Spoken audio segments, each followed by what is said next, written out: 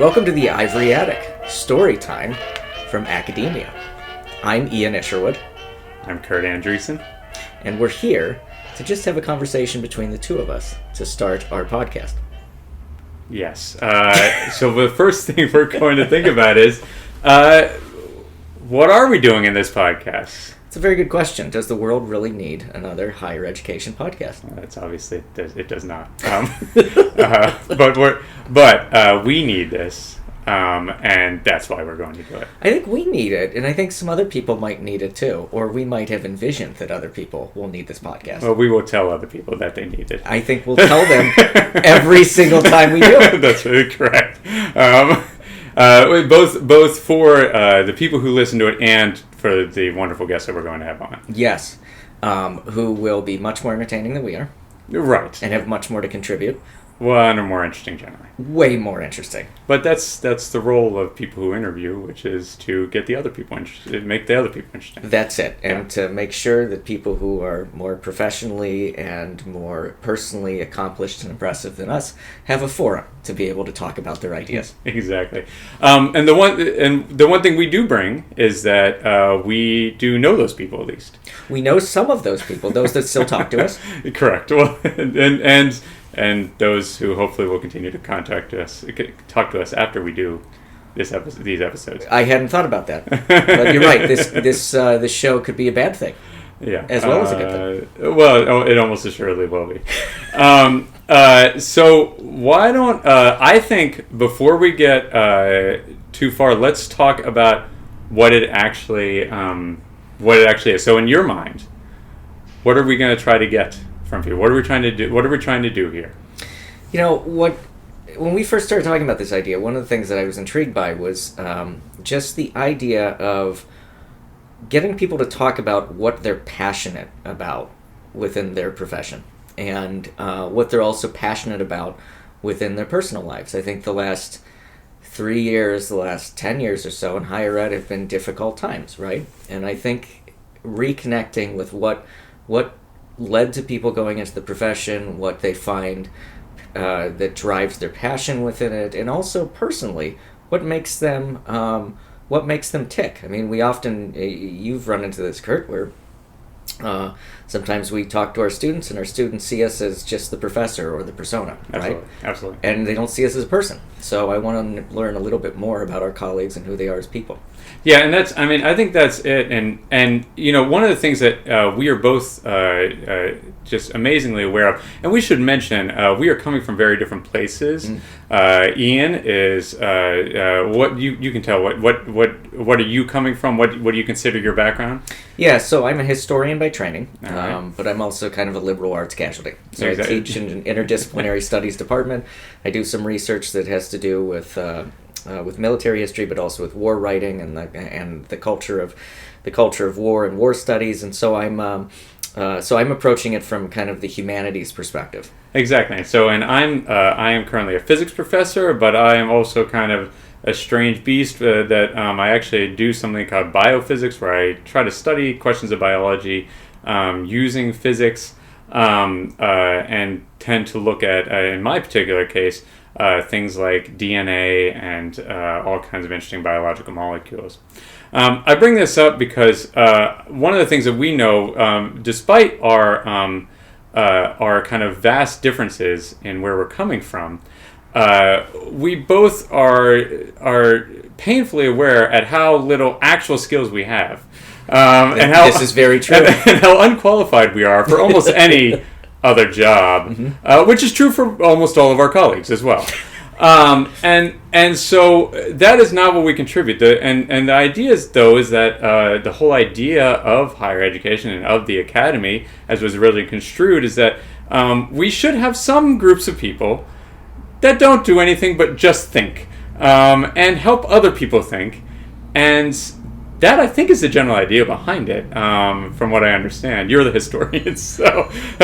Yeah, well, I love when people say that to me when they're like, "You're the historian," like I've mastered all of history, right? Well, it's like me saying, "Well, you're the scientist." Well, good luck because you're going to hear it a lot.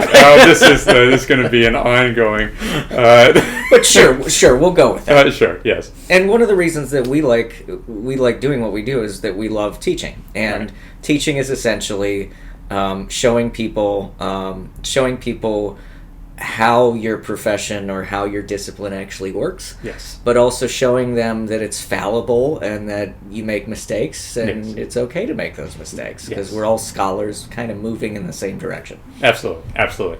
And so that's exactly it. And so getting back to what we are trying to do is bring some of our fellow members who again have gone into this kind of funny profession.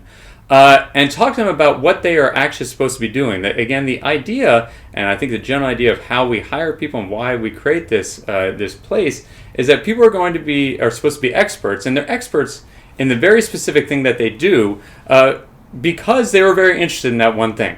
And they've decided to study it for an incredibly long time, 40, 50 years at times.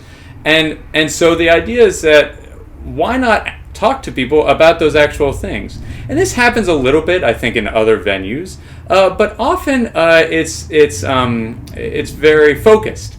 They might call Ian up to ask him a specific question about World War I memory studies. But they really don't want to hear much about him outside of that or about anything that he's interested in. No, or they might call me about the history of higher education. Who knows? Exactly. And so I think part of the idea for this is to provide people with a little bit more room to actually think about what they're interested in and perhaps rediscover the reasons that they actually started doing this thing in the first place. And I think that when I was kind of darkly saying earlier that we've been in kind of a rough spot, I think that when you and I were working our way through the rough spot, sitting outside, having a beer together or something like that, right, and talking as friends did and during the kind of lockdown at 10 feet away from one another, right. When we were doing so, like we really envisioned like coming out of all of this and coming out of all of it and trying to look for more of the positives. Yes.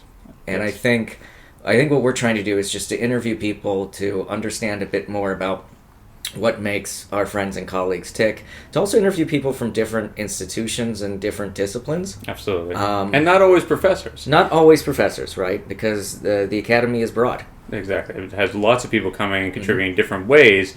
Again, largely, though, with an interest in the idea of furthering knowledge and preserving knowledge and things like that, which I think is really important. And I think the idea of I also would say I think a general something that can't be ignored, and I think that that I think at least for me was part of why we decided that we wanted to do this was that higher education is not in a great place right now. It has many challenges currently, and to be frank, at a lot of institutions like ours and including ours, people are not finding the same joy that they used to, which is funny for the type of job that it is. Yeah. And so I think part of at least my mind that we are going to help do is maybe help people find a little bit more of that joy through, again, talking about the things that they actually love most. Yeah, talking about the things that they love most, talking about also what they're looking forward to in the future, right? And that's a big part of it too, is that we all during COVID and everything, or we still are in COVID, but during lockdown, we were all envisioning like what the future is going to look like, and then things got increasingly darker, and I think that some of us stopped doing that, right? But envisioning a future for the profession and also personally for people that'll keep driving them to be passionate about the subjects that they're interested in. Yeah, absolutely. And so I think that's largely what we're trying to do. I will say we'd also be doing a disservice to anyone who has unfortunately stumbled upon this and is listening currently, to not admit that a lot of the reason that we're doing this is because we like each other a lot and we just like talking to each other, but also hearing ourselves talk to each other. That's a huge component for us, right? Is that and that really, when I think about what people think of us, what our colleagues and friends think of us, and they would say... The ones that like us or the ones that don't? All of them. Okay, all right. Because I think that it's a Venn diagram that's pretty similar, right? It's merging into that circle really quickly, right? Though I don't know much about diagrams, you're the scientist. Yeah, that's right. Thank you. Yes. But it's one of these things that when people sit down and they would say, of course they'd have a podcast because they're the type of insufferable people that would do that. That's exactly right. Well, and when I've told people that we're doing this, that has been the uniform response, which is that, well, yes, you seem the person who is full of themselves enough to actually do this. And actually, the two of you together makes an enormous amount of sense. A lot of sense. And they're probably saying themselves back in 2008, you had a blog. Yeah, and, that's exactly right. And, yes. And so we are trying to boldly move into the early 2010s. Yes, exactly. Yes, off of what was it, Blogster? Blogger? Blogspot. Exactly. And moving on to another medium that will soon be dead, but we'll see if we can catch the tail end of it right before it gets sucked up by the metaverse or whatever's going to happen. Well, speaking of how much we like each other and ourselves, I would like to start by asking you, what brings you joy? Nothing. Good. This is a good start. Well, thank you everyone. That has been a wonderful. Well, so are we talking? So, what brings me joy? That's a complicated question, right? Yeah. So, or do we? Well, that's really challenging because I think it's the thing we're going to be asking people. So we might want to. yeah, right. And so, So what brings me joy? Let's start professional. We'll start there. Start professionally. Brings me joy in terms of the profession. Clearly teaching. I love teaching. I got into this because I wanted to be a teacher. I looked up to my teachers, and I love teaching and mentoring students. I mean that genuinely. I mean that, from the bottom of my heart. That's kind of the priority, and that's part of the reason I'm so happy to teach. You realize there's no money for raises anymore. No, anyone who's listening to this at the administration. What needs to know. Yeah, that's right. Okay, all right. Yeah. Needs, and I'm not like winning tons of awards. But so clearly that I think that the students bring me joy. The in terms of my research, oh man. I really like starting things and not necessarily finishing them. Yeah, I think that also is a universal thing of academics. It is. And I love that passion of starting and going down those rabbit holes, right? Yeah. I love archival research. Whether I do anything with it or not is a different question. Sure. But I like going in there and opening boxes and going through documents, going through dead people's mail, their calendars, all of their stuff. So this is something that I always find fascinating because as someone who isn't a historian, people talk about doing archival work, and I honestly never quite understand what that means. I mean, I understand it generally means going into a place that has lots of stuff because I understand the word archive. I assume, to be honest though, I always kind of just imagine like Harry Potter when he's looking for a new spell, or like Hermione, they're just pulling down books randomly and looking at the ones, and then there are ones that they're not allowed to get to, and you had to like sneak in late at night. I assume it's not a direct correlation, but no, it's 100% that. It's exactly that. There's no fluorescent lighting. There's no kind of dead ends, but if they are, they're interesting dead ends. Right. There's lots of maps. Lots of maps. Lots of secret maps. Yep, you get the invisibility cloak out. It's quite the adventure. No, when you go into an archive, so as you know, because you know what an archive's a curated space. Right. So what's in the archive, somebody decided it was worth preserving. Okay. So it's a fraction of the history that exists in the world is in an archive, a tiny, tiny fraction of it. It's just the stuff that a state or a church or a family, they preserved a certain part of the past. And right? It has a theme, some sort of theme. Yep, okay. It's usually organized by some sort of theme, or else you wouldn't be able to find anything. Sure. And so when you go into an archive, you're researching something you know that archive has, and then you put in your requests for materials. They bring them out to you in boxes and folders, and you start going. Okay, so you already know vaguely. Yeah. It's like a freedom of information request. Yeah. So yes, and one of the things that kind of archives it depends on the archive, how they're organized, and what materials have been cataloged and what haven't been cataloged. But in general, if you're going there and looking for something, at least for what I do, most of the stuff you're looking for has been cataloged. So an archivist has already looked at a big box of stuff and says, here is what is in there, and puts together what's called a finding aid. So you read the finding aid ahead of time, you see whether there's something in there you think is valuable for your research or research question, and then you go in and you start wading through the material, and you start making connections between that collection and other collections as you're kind of going through.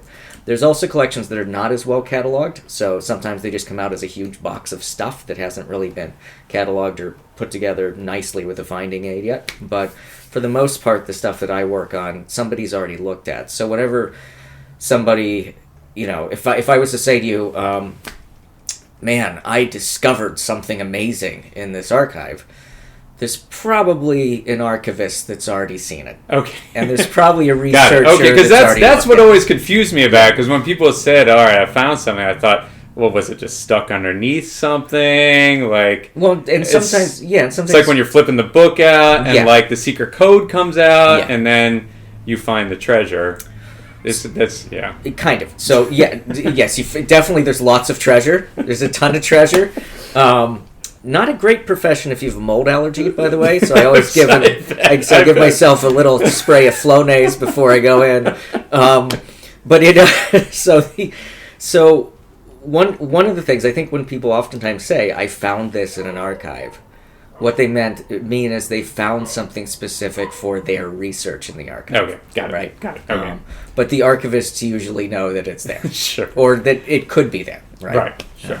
Okay, that makes more sense. All right, so now at least I know. Okay, well then tell me about... It's different than science, where you guys have vials of blue and yellow liquid, and you mix it together and it creates... Smoke. Right, exactly. No, that's exactly it. That's exactly what we do. I also feel like, the archivists should have, when they go through it, if they would just write down all the important stuff, then you guys would never have to go anywhere. You could just look up what they said. Yeah, or they could just scan They could just scan it. Well, that was the other thing I was going to say. Again, as a scientist, I think... It turns out that's really expensive. Okay. It's super labor intensive. Okay, all right.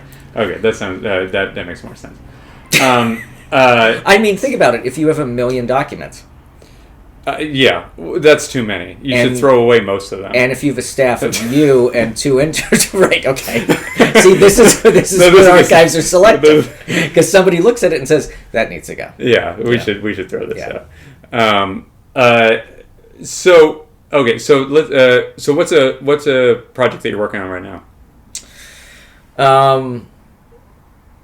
Yeah, that's a good question. So I'm writing a book I'm starting a book on American war memories from the Civil War through the War on Terror. And it's essentially the politics of commemoration, the politics of how Americans remember wars from those conflicts. So from Civil War, World War I, World War II, Vietnam, and then a little bit on the War on Terror, I think. But it's at the very beginning of the project, so I don't really want to talk much about it because I feel like I don't know anything about it yet. Sure. So. Okay, all right. So how about you? What makes you tick, Kurt? That's a great question.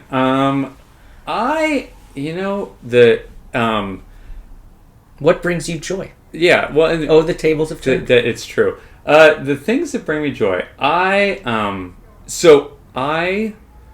when I first started kind of thinking about what I wanted to do in undergraduate, I came to physics because I really liked the idea of learning about the world and kind of understanding our world better. And I did a bunch of physics, and I loved all of it, and I could not figure out what I was going to do with it. And I decided I really wanted to try to do something that was directly applied. I wanted to try to help somebody with it. And so I thought, I had heard about doing biological physics, and I'd actually heard about someone who was doing this amazing thing where they were trying to create better cancer detectors using infrared radiation. Oh, wow. And I thought, this is cool. This is what I want to be doing. And I went to graduate school and immediately landed on a project that has very little direct benefit to anyone at all.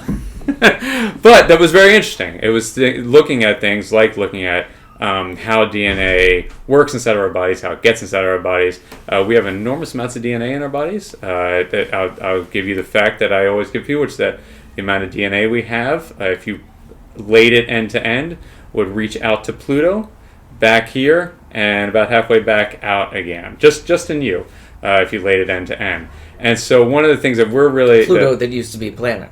The former planet, yeah. Former when planet. it's a really bad. When I came. I don't know how I came up with this. It's actually a really bad example, if I'm being honest, because Pluto actually, one of the reasons it's not a planet anymore. It's a collection of gases. No, what is it? It is not. It's a big rock. It's the sun.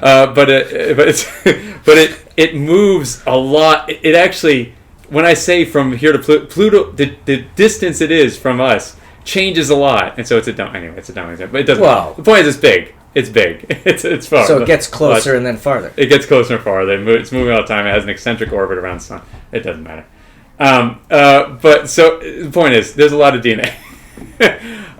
And so one of the things that I'm really that I like to look at is trying to think about actually how that all gets shoved inside of our bodies. Yeah. The tiny little packets. And it turns out that it may someday, and this is the amazing hope that I have, someday help people do things like have a better idea of how to design drugs that cure cancer, things like this, turn genes on and off, stuff like that. But one of the weird things about science is, and maybe this is true about all of our fields, but my field is super specialized, and especially at a place like Gettysburg College, which is a little smaller, has some fewer resources, the chance that I will be making a direct contribution to better treating cancer is quite minimal. And so one of the things but this is true even with people at very large institutions.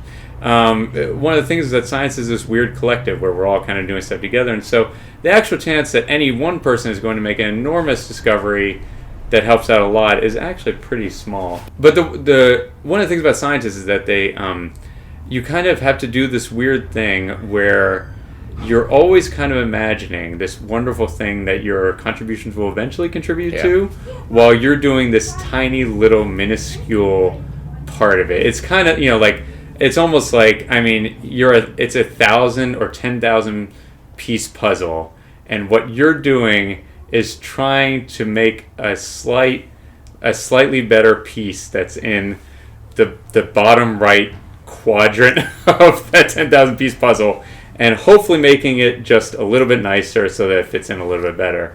And that's what you're trying to do. And you kind of always have to keep in the back of your mind, if you want to stay sane and want to keep getting excited about doing it, that there is a big one out there that hopefully you're contributing to. Do you actually like puzzles? No. I can't stand them. No. I was thinking. My wife really likes puzzles. Yeah, Jules really likes puzzles. I really hate them. I've never had the patience for them. I can do a piece or two. I could do like the ones when my kid was little, like the Thomas ones. Yeah, sure. Where there was like 8 pieces. Yeah. Like I was pretty good at those. Can I tell you what I really like doing? This is going to reveal more of me than I want to, but what I really like doing is when someone has completed a large portion of something and there's just one piece missing, I really like walking over there, finding that one piece, dramatically putting it in and finishing that portion, and then walking away. That's amazing. That's I like that part. That's how I do puzzles. Yes, in the worst possible way, the most offensive way. That's great. Yeah. I was thinking if you said you did like puzzles, then I could have something profound about the way in which a humanist and a scientist approach the world. But since we both hate puzzles, I think that's not going anywhere. Yeah, well, we'll find the link. It's just not puzzles. I bet a lot of historians probably like puzzles. I like. I was gonna say it was funny. I was gonna say I like. We're gonna lose the puzzle demographic. It's true. Well, I don't think we're anti-puzzle. No, we're not. It's just for other people. Right.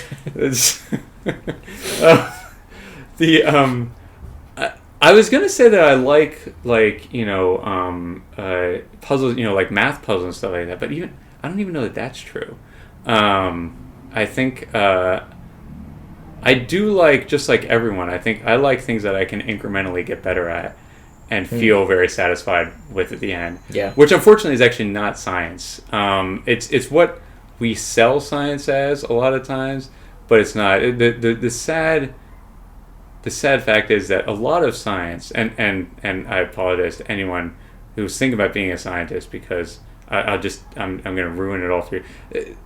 While the ideas are really interesting, 90% of the time is you doing really boring stuff. Which it sounds like is kind of maybe kind of like the archive thing. I don't know. Is that Well, that's pretty offensive. I'll tell you that. Is that boring? Yeah, I don't know. no. Okay. The board sitting and sifting through documents where you're not sure if you're going to actually have an end result come out of them, and then after a week coming out with maybe, I don't know, 1,000 photographs of documents that you might actually use for 7 footnotes. I'm being dramatic, but sometimes the ratios aren't that far off from there. Yeah.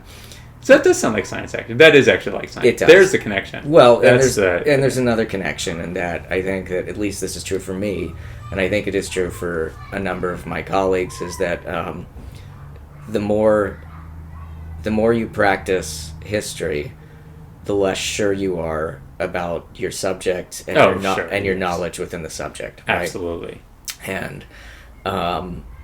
And one of the things we'll talk to our guests about, I'm sure, is about imposter syndrome and things like that. I'd be very happy to have those conversations because they're not necessarily uplifting, but they're important conversations to have. Yeah. And we'll try to actually make them interesting. Right, but one of the points of knowledge is just the understanding that you might be an expert, but you're never really a master of the material. Sure. You know? Absolutely. Or maybe vice versa. I'm not sure which one. But, yeah. But something like that, right? And so... Yeah, so the less sure you become over time, which I think is a healthier place to be in if we accept it, right? It's healthy. It never feels as good. No, it always feels better to be really sure of things. Yeah. I think that, which I think is why I don't know about for you, that's actually part of what teaching brings me, because when I'm teaching physics, that's physics that has largely already been. Has been figured out. Yeah. I mean, but like, I teach mechanics. Newton did a pretty good job. Like he did all right at figuring that stuff out. That's what I've heard about him. Yeah, and so and after it's been 300 or 400 years, you figure it probably isn't going to drastically change that we're going to find out that he was really wrong. People have thrown balls a fair number of times and figured out where they land, and they tend to go where we expect them to. Slinkies. People play with slinkies. Exactly, the invention of slinkies. It's important. but so I think one of the things that's nice about it's not the reason I do teaching, but it is a pleasant part of the teaching, is that I always tell people I am an expert at first year physics, at freshman physics. I know freshman physics inside and out because I've taught it 20 times, 30 times, and so I think that's a nice balance that you have sometimes with the actual research, where in your research you don't know anything, and you're basically just stumbling around in the dark. So I think it's a chance for you to kind of keep with that metaphor, to go into a lit room for a while and actually look around. Yeah. I think you're right. I think that expertise when you're in the classroom reads differently from our side of the desk than it does from our student side of the desk, Sure. right? And I think you're right. An intro class, a 200 level class, or something like that, that's within your field. But I'm not sure if you do this. So whenever I teach something that has to do directly with the subject that I probably know the most about, I have trouble teaching that class the most. I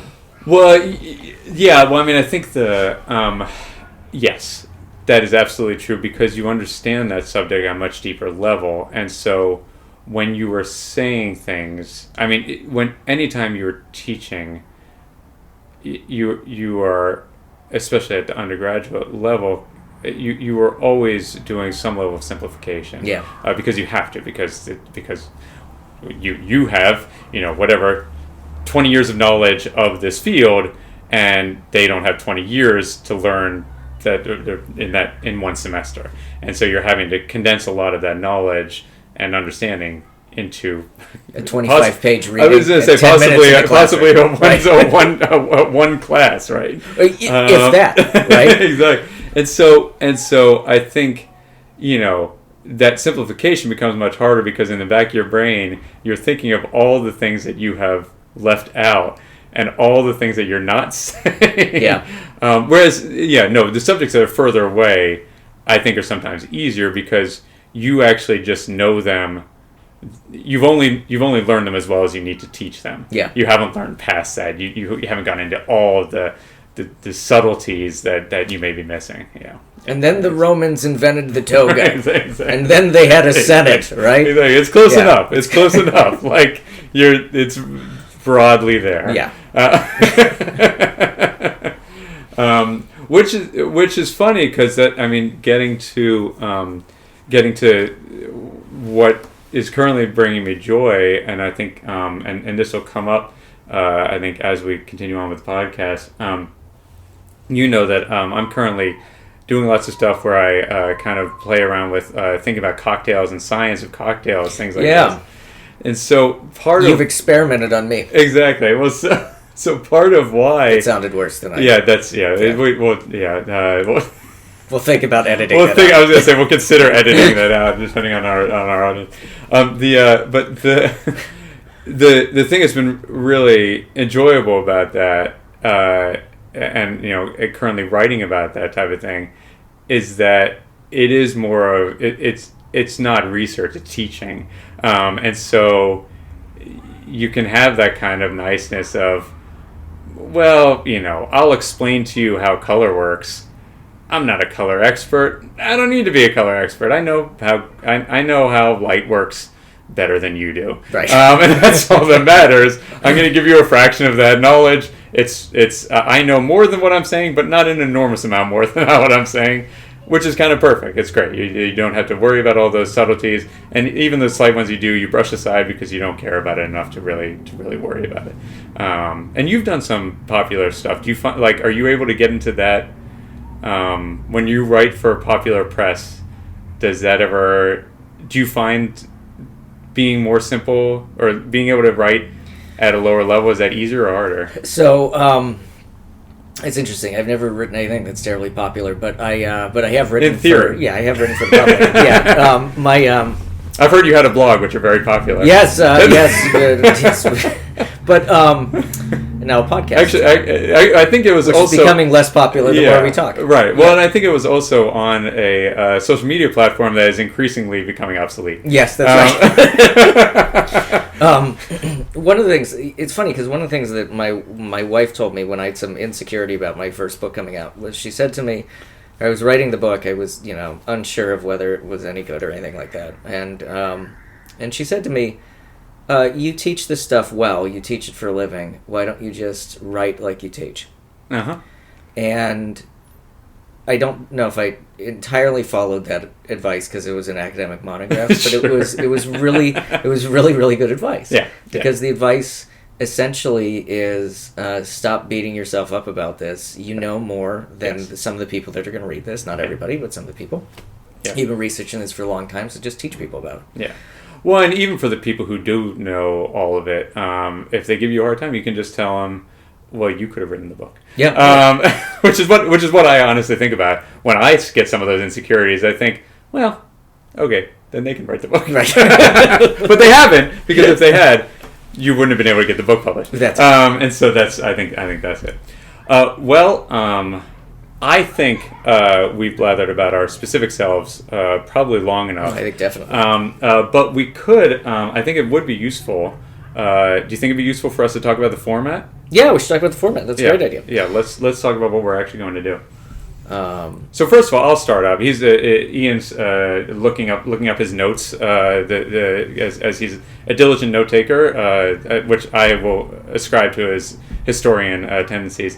But the main thing is... Thank you. That sounded awesomely condescending. No, that's exactly what I was going for. Which is funny because I took notes on my phone, thinking you would be impressed that I could use the note feature on my phone. That is impressive. Your grasp over basic technology is great.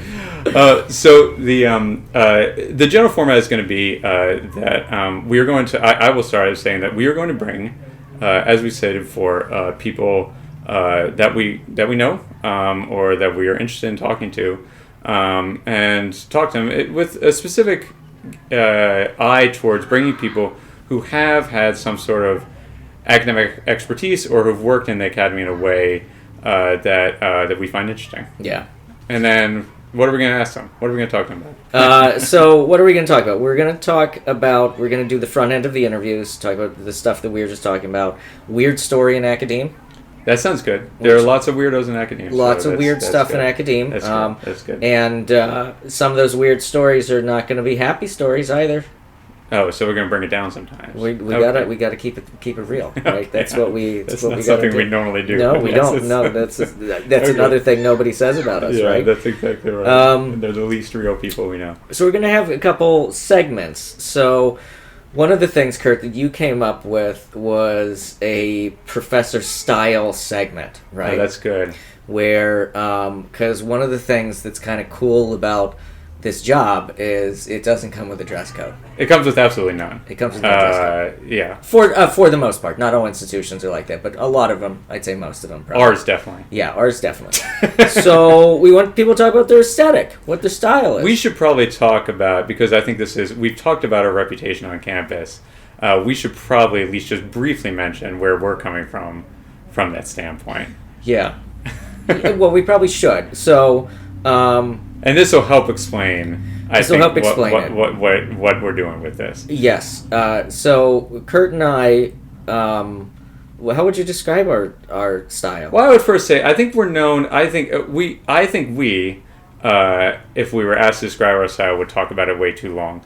I think others that know us. I think the one thing we are well known for is we tend to be some of the few that wear bow ties on campus.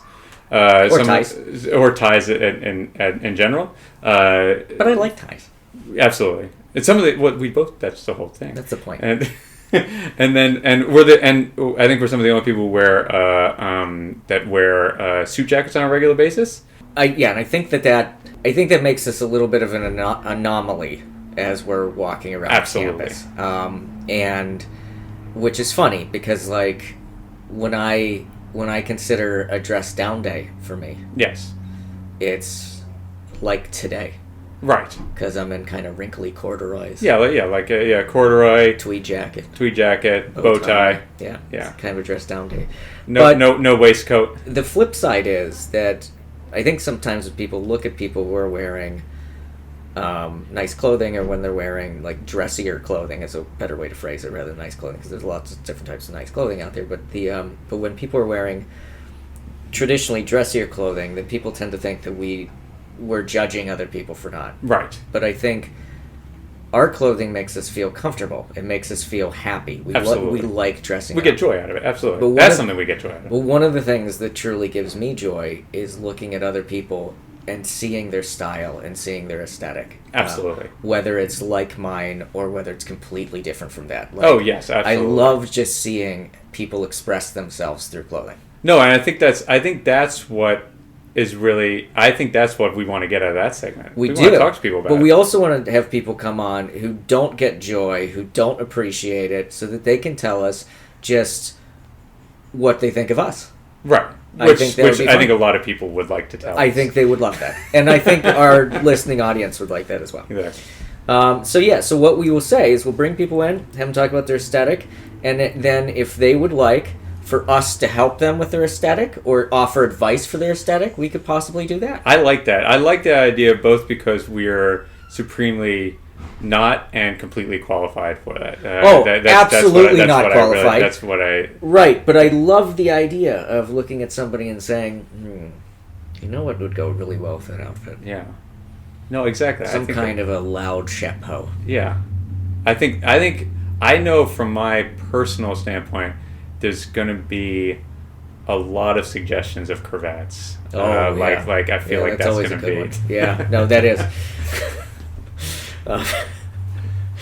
I was surprised you said cravat. I thought you were going to say like walking stick, but Because that's been on your mind. So I want the walking. I don't want anyone else to have a walking stick. Just you. Yeah. Well, because part of the idea is as a defensive measure, and if everyone has walking sticks, it's that you're back at zero. Well, then it's an offense. That's right. Well, you're back. I mean, this is the problem with all military. Please tell me technologies. Please tell me about military technology. Tell me about how deterrence works. That's what. So that's one of our segments. You wanted the idea of me giving people a history quiz on their own discipline because you thought it would be really funny. I do. I continue to think it's very funny. Yeah. I think the idea. One of the things and this was inspired actually by the fact that there have been times when you have definitely told me things about history of my type of profession that I knew nothing about, so I like the idea of you embarrassing people by showing them that you know more about their field than they do. I like the idea of that. Of course, that's very appealing. The idea also of asking smart people stupid questions. Well, obviously. And then getting a reaction. I think that would be pretty great. It's going to be good. So, and I don't mind humiliating myself. I do it on a daily basis, both in the classroom and out. So, but we could call that that segment, something like, "Did you know?" Oh, that's good. How do you like, like that with the inflection? Well, I was going to say, sorry. I don't know if I can do it. I don't know if I can do it. Or, actually... You'll have to, you're going to have to introduce someone. Did you know? Did you know? Then we should move on to cocktails. Cocktails. I'm excited about this. Cocktail Corner with Kurt. Cocktail Corner with Kurt. I'll explain this. This is... what we're going to do is, what the main theme of this is, we're bringing people from all kinds of different backgrounds, disciplines, interests.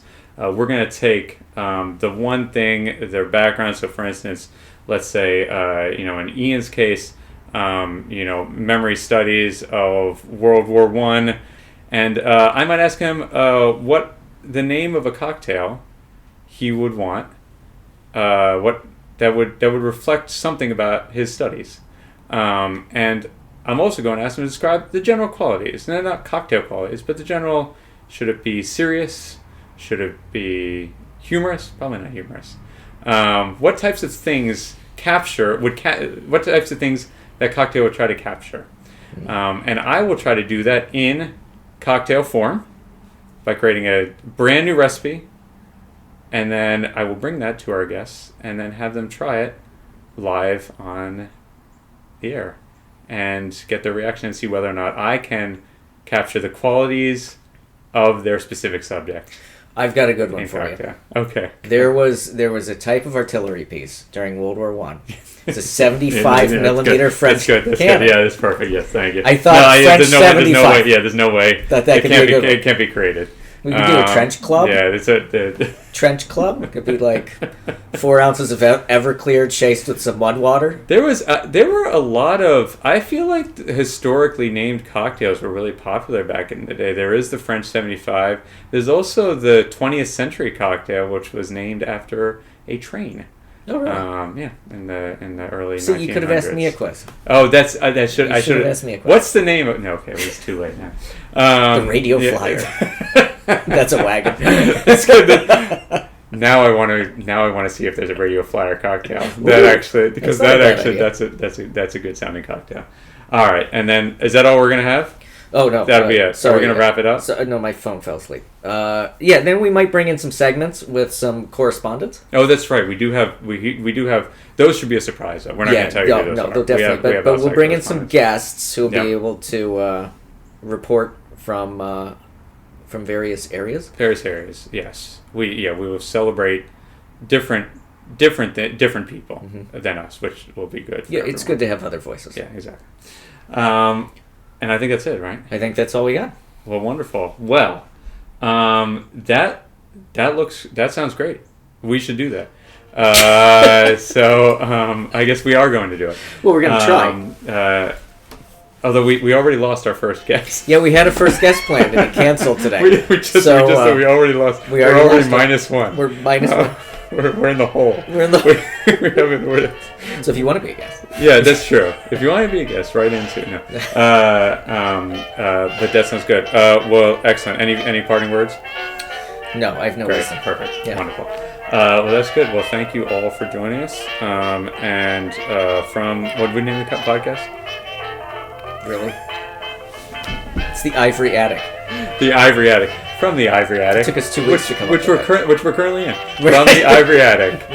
I'm Kurt Andreessen. I'm Ian Isherwood.